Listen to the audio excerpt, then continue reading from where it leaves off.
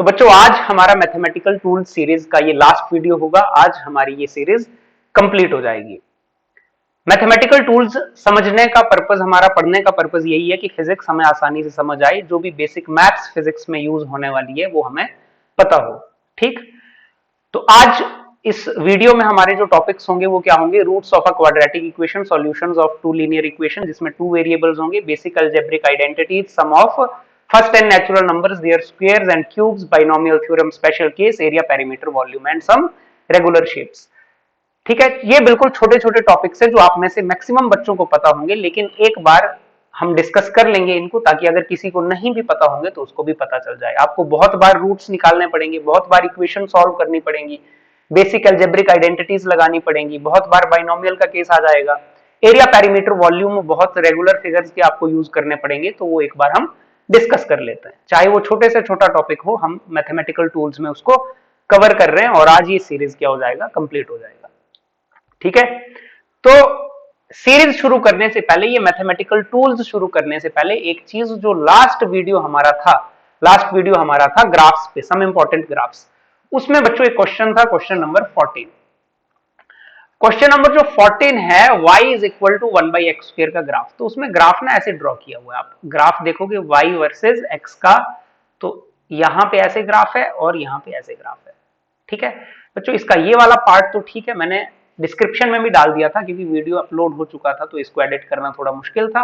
और ये वाली जो चीज है, ये नेगेटिव वाला क्वाड्रेंट नहीं आएगा, ये वाली चीज ठीक है, आपने फर्स्ट क्वाड्रेंट वाला ही कंसीडर करना है, इतना ही हमारे यूज का है। लेकिन जो ग्राफ आएगा वो कैसे आएगा? जैसा y वर्सेस x में आ रहा है वैसा ही इधर आएगा, बिल्कुल सिमेट्रिकल मिरर इमेज, जैसा फर्स्ट क्वाड्रेंट में वैसा ही सेकंड क्वाड्रेंट में। ऐसा क्यों? आप इजीली, मैंने आपको बोला था, कोई भी ग्राफ ड्रॉ कर सकते हो, जो सिंपल ग्राफ्स हैं y और x के, वैल्यूज पुट करके हम उन ग्राफ्स को देख सकते हैं। तो यहां पर आप देखिए, x की वैल्यूज आप पुट कर लीजिए, दो चार। आपने x की वैल्यू क्या पुट करी? लेट्स से इनफाइनाइट पुट कर ली, तो y कितना आएगा? 1/∞, 0। आपने x की वैल्यू 1 पुट कर ली, तो y कितना आएगा? 1/1, 1। आपने x की वैल्यू 2 पुट कर ली, तो y कितना आएगा? 1/2 का स्क्वायर, 1/4। आपने x की वैल्यू 0 पुट कर ली, तो y कितना आएगा? 1/0 इन्फिनिटी। तो ये तो पॉजिटिव वैल्यूज आपने पुट की सारी। क्लियर? अब आप नेगेटिव वैल्यूज पुट करो सेम, y इक्वल टू -∞ भी करो, लेकिन बच्चे नेगेटिव वैल्यू पुट करने का क्या मतलब है? नीचे है x², अगर हम नेगेटिव वैल्यू भी पुट करते हैं तो आंसर क्या बन जाएगा? स्क्वायर तो ऑलवेज पॉजिटिव होता है, नेगेटिव का स्क्वायर भी पॉजिटिव।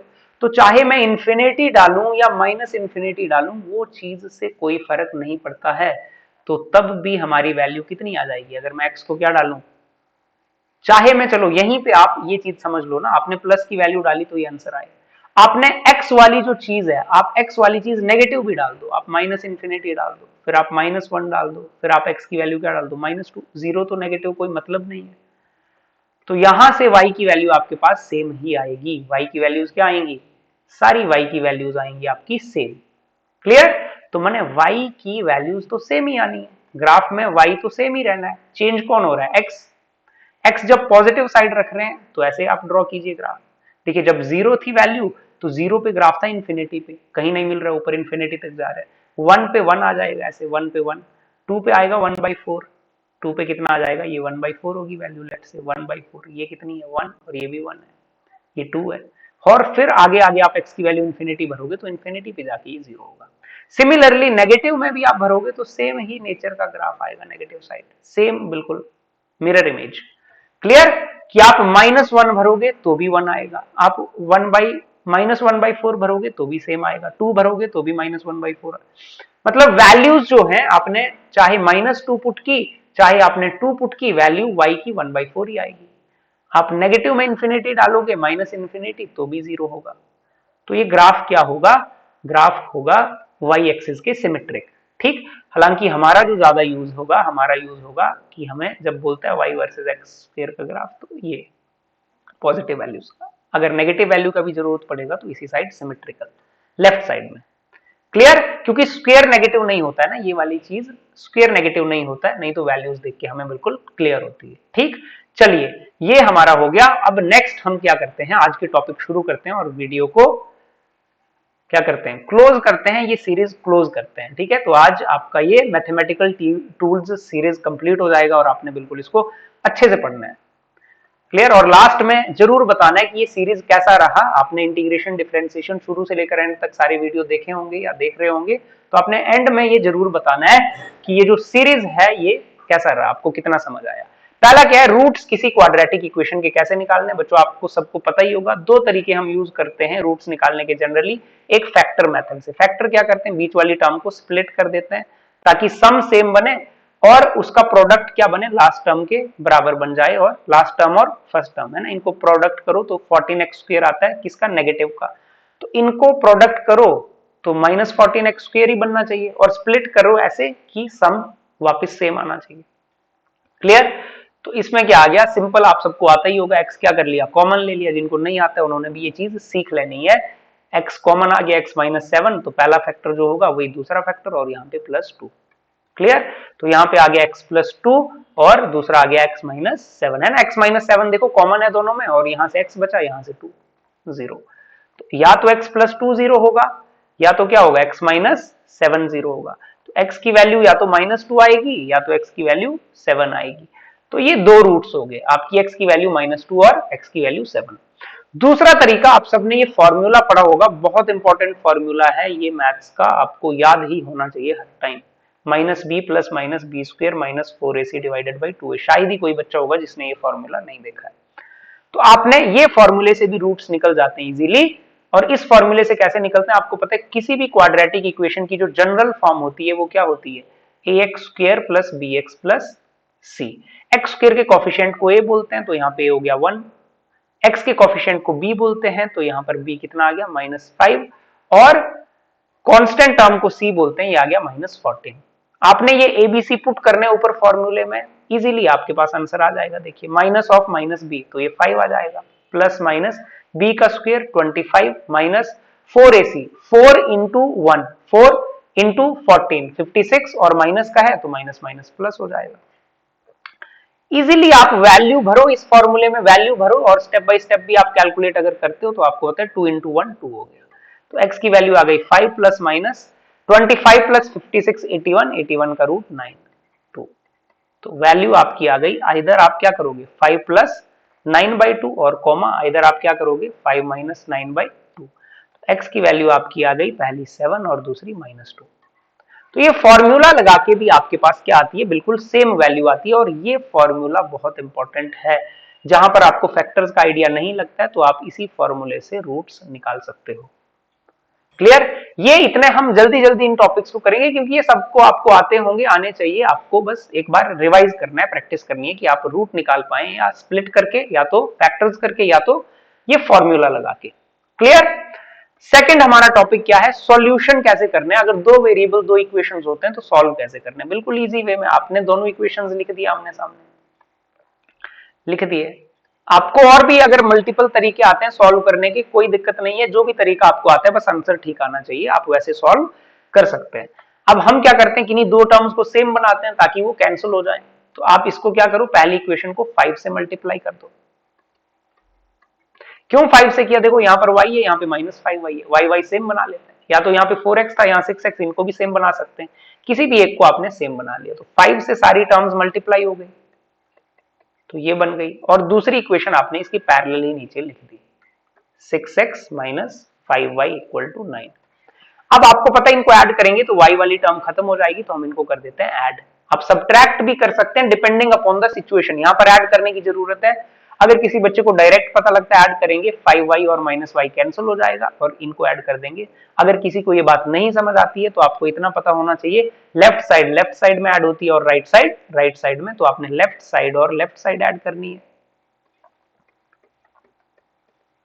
और राइट साइड में राइट साइड ऐड करनी है। 9 + 5 कितना हो गया 14, माइनस का 5y प्लस का 5y कैंसिल, और -20x + 6x कितना हो गया माइनस का 14x, और ये आ गया 14। तो x की वैल्यू कितनी आ गई -1। x की वैल्यू आप कहीं भी पुट कर दो, लेट से यहां पुट कर दो, तो आपके पास y की वैल्यू आ जाएगी। तो y - 4 × -1 = 1, तो y + 4 = 1, तो y कितना आ गया -3। x आ गया -1, y आ गया -3। इस तरह की इक्वेशन को सॉल्व करने की आपको बहुत बार जरूरत पड़ेगी जब भी आप न्यूमेरिकल करोगे। रूट्स निकालने की बहुत जरूरत पड़ेगी, इक्वेशन सॉल्व करने की बहुत जरूरत पड़ेगी। तो मेक श्योर आप जैसे भी आपने प्रैक्टिस की आज तक आप इनको प्रैक्टिस कर लें, बस पर्पस ये है कि ये टॉपिक भी आप अपने रिवाइज्ड रखें, आपको कभी भी यूज आ सकते हैं। बेसिक अलजेब्रिक आइडेंटिटीज बच्चों जो होती हैं ये 3 हमारी इंपॉर्टेंट है सबसे, बाकी आपको जितनी आती है उतना अच्छा है, क्योंकि मैथ्स भी आप लोगों ने पढ़ना ही है। जिन्होंने मैथ्स नहीं पढ़ना है जैसे बायो वाले स्टूडेंट्स हैं उनको ये 3 तो हर टाइम याद होनी चाहिए। ठीक है, आपने पढ़ी आपको आती होंगी, लेकिन मेरा क्या काम है, मेरा काम है कि एक बार आपको रिवाइज कर लूं कि जो जो टॉपिक बार बार फिजिक्स में यूज होने वाले हैं आपको उनका आइडिया हो, अगर आपको फिजिक्स समझनी है तो। क्लियर? ठीक है, पहली आइडेंटिटी, दूसरी आइडेंटिटी बिल्कुल बेसिक है ये, और तीसरी आइडेंटिटी, ऐसा कोई बच्चा नहीं होगा जिन्होंने ये आइडेंटिटीज नहीं देखी है। क्लियर? ये मैथमेटिकल टूल्स, इंटीग्रेशन, डिफरेंशिएशन, ये सारी चीजें बच्चों बहुत इंपॉर्टेंट है। आप अपने सीनियर्स को भी पूछ सकते हैं कि फिजिक्स समझने के लिए चीजें कितनी इंपॉर्टेंट है, लेकिन उन्हीं को पूछ सकते हैं जो पढ़ते हैं, जिन्होंने चीजें पढ़ी हुई हैं अच्छे से, तो उनको इनकी इंपॉर्टेंस पता होगी कि ये चीजें कितनी इंपॉर्टेंट है, डिफरेंशिएशन, इंटीग्रेशन और ट्रिग्नोमेट्री वगैरह। नेक्स्ट है sum of first N natural numbers. बच्चे एन नेचुरल नंबर्स का क्या मतलब है? अगर ऐसा नंबर 1 + 2 + 3 ऐसी एक सीरीज बन जाए up to n, 1 2 3 4 5 7 up to so on, 10 तक करना है, 20 तक करना है, 100 तक करना है, तो इसके सम का फॉर्मूला क्या होता है? n × n + 1 / 2। क्लियर? अगर ऐसी सीरीज है, इनके स्क्वायर्स की सीरीज है, सीरीज में इनके स्क्वायर्स आ रहे हैं, तो जब इनके स्क्वायर्स की सीरीज बनेगी तो इसका फॉर्मूला भी आपने पढ़ा होगा, n × n + 1 2n + 1 / 6। क्लियर? अगर इनके क्यूब्स की सीरीज बन रही है, सीरीज बन रही है मान लो इनके क्यूब्स की, तो क्या आएगा? 1 cube, 2 cube, 3 cube up to n cube, जितने भी नंबर तक जाती है ये सीरीज। ठीक, 10 तक हो, 20 तक हो, गिवन रहेगा। तो आपने पहला ही फॉर्मूला लगाना है, जो फर्स्ट फॉर्मूला है बस उसका होल स्क्वायर कर देना है। जो सम ऑफ n नेचुरल नंबर्स है और क्यूब्स वाले में पूरे फॉर्मूले का होल स्क्वायर। क्लियर? नेक्स्ट है नंबर ऑफ कॉन्फ़िगरेशन। देखो नोट में लिखाया गया कॉन्फ़िगरेशन का कुछ मतलब है। क्या मतलब है? अगर मेरे पास 2 पॉइंट्स होते हैं बच्चों, देखो एग्जांपल, अगर मेरे पास 2 पॉइंट्स होते हैं, 2 पॉइंट्स से जोड़ के जो फिगर बनती है, सिंपल स्ट्रेट लाइन जोड़ के वो क्या बनती है? एक स्ट्रेट लाइन बनती है। इस स्ट्रेट लाइन को एक कॉन्फ़िगरेशन बोलते हैं। ये कितनी कॉन्फ़िगरेशन है? ये एक कॉन्फ़िगरेशन है। अगर मान लो मेरे पास 3 पॉइंट्स हैं, 3 पॉइंट्स को जोड़ने से 1 पॉइंट, 2 पॉइंट, 3 पॉइंट, ट्राइंगल बना लो एक, सबसे आसान समझने के लिए ट्राइंगल ही बनेगी ये ABC। इसमें कितने कॉन्फ़िगरेशन देखो, इसमें माने कितने सिस्टम पेयर बन सकते हैं? ए और बी का एक पेयर, बी और सी का एक पेयर, 2 हो गए, सी और ए का 3 हो गए। और कोई पेयर बन सकता है? सी और ए बोलो, ए और सी बोलो, एक ही चीज है। ठीक है, उसमें कंफ्यूज नहीं होना है, ए और सी हो, सी और ए वो एक ही चीज है। तो इसमें कितने कॉन्फ़िगरेशन बनते हैं? 3। कोई 4 साइड्स वाली, देखो 2 पॉइंट्स होते हैं तो एक कॉन्फ़िगरेशन, 3 पॉइंट्स होते हैं तो 3 कॉन्फ़िगरेशन, 4 पॉइंट्स वाला ले लेते हैं एग्जांपल। हमारे पास 4 पॉइंट्स वाली फिगर बताओ, सिंपल आपने बना दिया, स्क्वायर बना दिया, रेक्टेंगल बना दिया कुछ ए बी सी डी, कोई भी। ठीक, अब इसमें देखो ए और बी को ज्वाइन कर दिया, एक कॉन्फ़िगरेशन, बी और सी को कर दिया, 2 कॉन्फ़िगरेशन, सी और डी को कर दिया, 3 कॉन्फ़िगरेशन, डी और ए को कर दिया, 4 कॉन्फ़िगरेशन। अभी देखो ए और सी भी तो कर सकते हैं स्ट्रेट लाइन से ज्वाइन, तो कितनी हो गई? 5 हो गई। बी और डी भी तो कर सकते हैं, कितनी हो गई? 6 हो गई। और किसी और कोई कर सकते हैं? और नहीं कर सकते, सोच के देखो। तो 4 पॉइंट्स वाली फिगर में कितने? 6 कॉन्फ़िगरेशंस बनते हैं, 2-2 के 6 पेयर बनते हैं। इसमें 2-2 का एक पेयर बनता है पहले में, दूसरे में 3 बनते हैं, चौथे में कितने बनते हैं? 6 बनते हैं। अब 2-2 के पेयर 5 फिगर में कितने बनेंगे? 6 पॉइंट्स वाली में कितने बनेंगे? है ना, पेंटागन, हेक्सागन, सब में हम निकालते नहीं है, हम एक फॉर्मूला याद करते हैं, आपको याद रहना चाहिए, n × n - 1 / 2। n क्या है? कितने पॉइंट्स हैं? n क्या है? n मतलब पॉइंट्स कितने हैं, इनका क्या मतलब है? पॉइंट्स। लाइन, इसमें देखो ना, लाइन यहाँ पे 2 पॉइंट्स थे, 2 पॉइंट्स रख के देखो 2n को, 2 × 2 - 1 / 2 तो 1 आएगा। ट्राइंगल वाले में देखो 3 होते हैं, 3 पॉइंट्स वाली फिगर जो होगी, अगर 3 पार्टिकल्स हैं, 3 पॉइंट्स हैं, 3 पार्टिकल्स हैं, 3 × 3 - 1 / 2 तो 3 आएगा। 4 में रख के देखो, 4 × 4 - 1 / 2 6 आएगा। 5 रख के देखो, 6 रख के देखो, तो नंबर ऑफ कॉन्फ़िगरेशन ऐसे कैलकुलेट किए जाते हैं कि कितने पार्टिकल्स हैं, n वो पॉइंट्स है ये मासेस भी आएंगे आगे, या चार्जेस हो सकते हैं, ये पार्टिकल्स हो सकते हैं, कुछ भी हो सकता है। क्लियर कि 10 पार्टिकल हैं, उनसे कितने कन्फिग्रेशन बनेंगे। क्लियर, तो ये आपका काम आएगा कब, पोटेंशियल एनर्जी निकालने में काफी काम आता है ये। ठीक है, सिंपल फिगर्स में। बाकी हम ऐसे भी कॉमन सेंस से मैक्सिमम हमें 4 तक ही आता है, तो 4 तक हम ऐसे ही निकाल सकते हैं। नेक्स्ट हमारे पास है special case of binomial theorem. बच्चे बाइनोमियल थ्योरम क्या है आप मैथ में डिटेल में पढ़ते हैं, हमें सिर्फ इतनी सी बात पढ़नी है, इतनी सी बात आपको याद रहनी चाहिए कि जो 1 plus minus x raise to power n है, इसको लिख सकते हैं 1 प्लस माइनस एन एक्स। कब, एक स्पेशल केस में, when x is much much less than 1, जब x की वैल्यू बहुत छोटी हो 1 से। मैंने आपके पास कहीं ऐसा आ गया 1 प्लस एक्स की पावर n, तो आपने इसको क्या लिख दिया, आपने इसको लिख दिया 1 प्लस एन एक्स। हर केस में नहीं, कब, जब x क्या होगा, बहुत छोटा होगा 1 से। जैसे मान लो x की वैल्यू ऐसे बच्चे, x की वैल्यू है h डिवाइडेड बाई r। आपको बोला h क्या है, h कुछ हाइट है सरफेस से, कोई ऑब्जेक्ट ना सरफेस से मान लो कितना है 50 मीटर ऊपर है। ठीक, अब r क्या है, रेडियस ऑफ अर्थ है। रेडियस ऑफ अर्थ आपको पता कितनी होती है, 6400 किलोमीटर होती है। आपको आ गया ऐसे 1 divide plus h by r raise to power 2। अब देखोगे यार h बाई आर, h माने 50 metre divided by 6400 kilometre. 6400 kilometre तो बहुत बड़ी वैल्यू है, 6.4 इंटू 10 की पावर कितना, 5 आ जाएगा, 6 10 की पावर 6 मीटर। तो दिस डिवाइडेड बाई दिस तो बहुत छोटी वैल्यू आएगी। तो ऐसे केस में आप इसको सीधा लिख सकते हो 2h by r, 1 plus 2h by r. 2 को पावर को यहां ले आना है। नेगेटिव भी होगा कोई दिक्कत नहीं है, आप ऐसे होगा 1 प्लस लेट से x की पावर माइनस 2 भी होगा, आप इसको लिखो 1 प्लस माइनस 2x, तो कितना आ गया 1 माइनस 2x। आप इस पावर को यहां ला सकते हैं, लेकिन कब, हमेशा नहीं। कब ला सकते हैं, व्हेन दिस वैल्यू, ये जो x की वैल्यू होगी, ये जब क्या होगी, 1 से बहुत बहुत छोटी होगी। ठीक, जैसे मान लो ऐसी वैल्यू आ रही है 1 डिवाइडेड बाई 1000, 1 डिवाइडेड बाई 10 की पावर 5।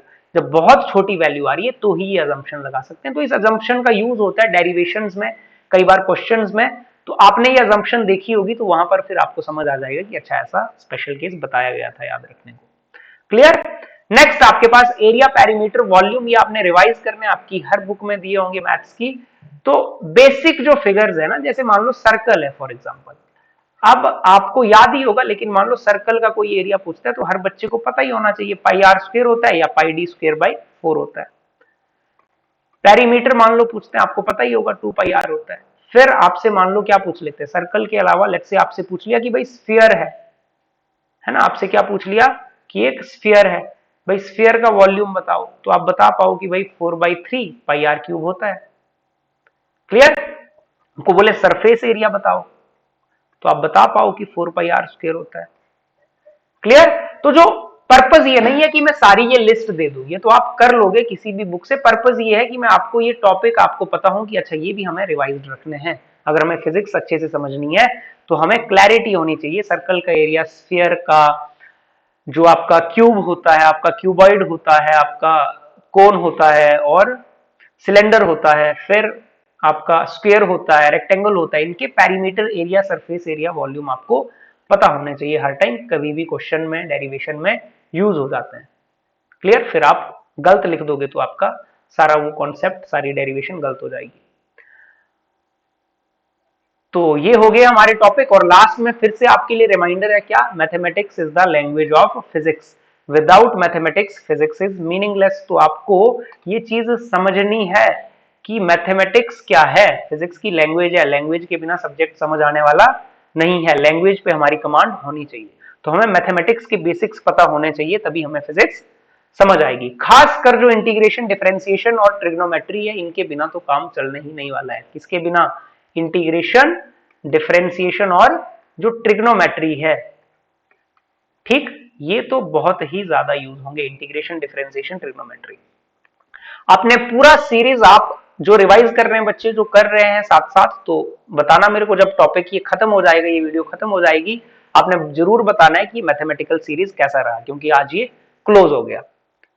और आगे हम क्या करेंगे, आगे हम अब 11th का सिलेबस शुरू कर देंगे। क्लास 11th में हम यूनिट्स एंड मेजरमेंट से अब चैप्टर 1 जो है, नए सिलेबस के हिसाब से है ना, पुराने सिलेबस में वो चैप्टर 2 था, एक छोटा सा चैप्टर होता था पहले, फिजिकल वर्ल्ड, लेकिन अब वो नहीं है तो नए सिलेबस के हिसाब से चैप्टर 1 से हम शुरू कर देंगे, यूनिट्स एंड मेजरमेंट से, और बिल्कुल अच्छे से सिस्टमैटिक पढ़ाई करेंगे।